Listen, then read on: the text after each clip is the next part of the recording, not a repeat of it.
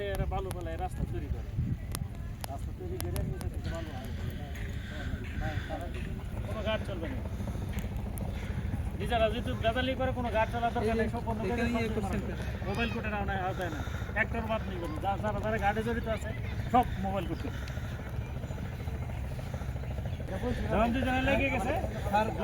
একসাথে মিলাই যে আমার নামে দুজনে মিলাই আপনার হচ্ছে ওই পাশ থেকে কিনাই না আমার গাড়ি দিয়ে আমার নিজের গাড়ি দিয়ে ওই পাশে এটা 10 টাকা স্যার ফলায় রাস্তা করছি এটা কোনো চরের মাটি না স্যার বুঝে দেখেন স্যার বালি কিন্তু মোটা বালি স্যার এই যে লাগছে এই গাট চলবে না গাট বালি বন্ধ করে সিগন্যাল মোটা বালি কিন্তু রাবি সব ধরে মনে করেন একটাও সাথ দেবেন না স্যার এইগুলো তো এই বালিটাই স্যার যে মানে খুঁজে যে ফেলছিলাম 10 টাকা দে স্যার সেই বালিটা স্যার চর গাড়ি এই একটা থেকে দুই ভিডিও এটা ঠিক আছে দুইজনকে মিলে জরিমানা করে দুইজনে জরিমানা স্যার ঠিক আছে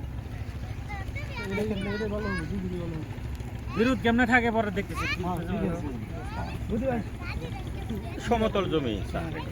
হ্যাঁ সমতল জমি হ্যাঁ ইনেজন রাস্তা করে প্রত্যেক গাড়ি তো রাস্তা করছে নিজেরা বালু ফেলায় করছে করে हम দুজন লাগি চিকন বালু ফালাইয়া হেরে লাগে আমগর কেন এটার মধ্যে টান এটা তো সারা রাত্রে রোদরে একক কাটছে একক ভাবে কাটছে কেউ জানে এখন গাছ যেহেতু আপনারা আমি দুই পক্ষে ডাকছি না দেখে বলছি বিরোধ মীমাংসা করলেন তাইলে আবার এই ঝামেলা করলেন কেন এই যে ফালাই না কিন্তু এই 5 তারিখের পরে ফালাই যাওয়া যাবে আমাদের কাট ফালাই যাওয়া নিতে যায় সব গাড়া নাই স্যার এরকম রাস্তা করছে সব গাড়া মারি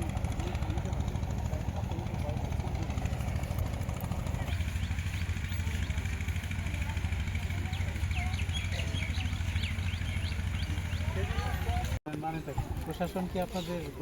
গোলাম এটা তো স্যার এইটার ব্যাপারে না এইটার ব্যাপারে আমরা হুট করে আজকে ডাকছি এই যে ডাক্তার ব্যাপারে এটা তো স্কুলের পাশে বালুঘাট করে মানে জায়গাটা নষ্ট করছেন আবার মনে করেন যে বিভিন্ন জায়গায় জেনারেট মেকানিকে খুলেন যেটু খুলে আমাদের ব্যাটারি আসে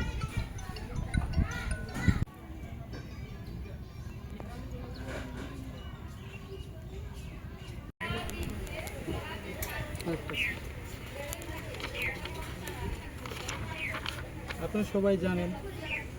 যারা বালু ব্যবসা উপজেলা প্রশাসক কিংবা উপজেলা নির্বাহী হিসেবে আমি যতদিন দায়িত্বে এখানে বালির মোবাইল কোর্টে আইনটা কিন্তু কঠিন বুঝতে পারছেন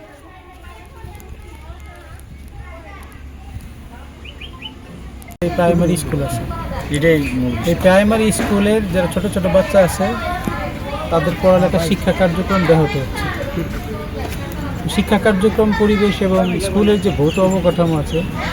সেটা তারা ক্ষতিগ্রস্ত করছে এই মর্মে তাদেরকে যে প্রযোজ্য আইন আছে সেই আইন অনুযায়ী 50,000 টাকা জরিমানা করা হচ্ছে এবং এটা নিয়ে আমরা একটা তদন্ত কমিটি গঠন করব যে এই শিক্ষা প্রতিষ্ঠান যেখানে আছে সেটার যে আইনানুগ যে অবস্থা এবং পরবর্তীতে সেটার জন্য কোনো সুপারিশ প্রয়োজন আছে কিনা বা স্কুলের ক্ষয়ক্ষতি নিরূপণের কোনো বিষয় আছে কিনা সেই সম্পূর্ণ বিষয়টা নিয়ে আমরা একটা তদন্ত কমিটি গঠন করব তদন্ত কমিটি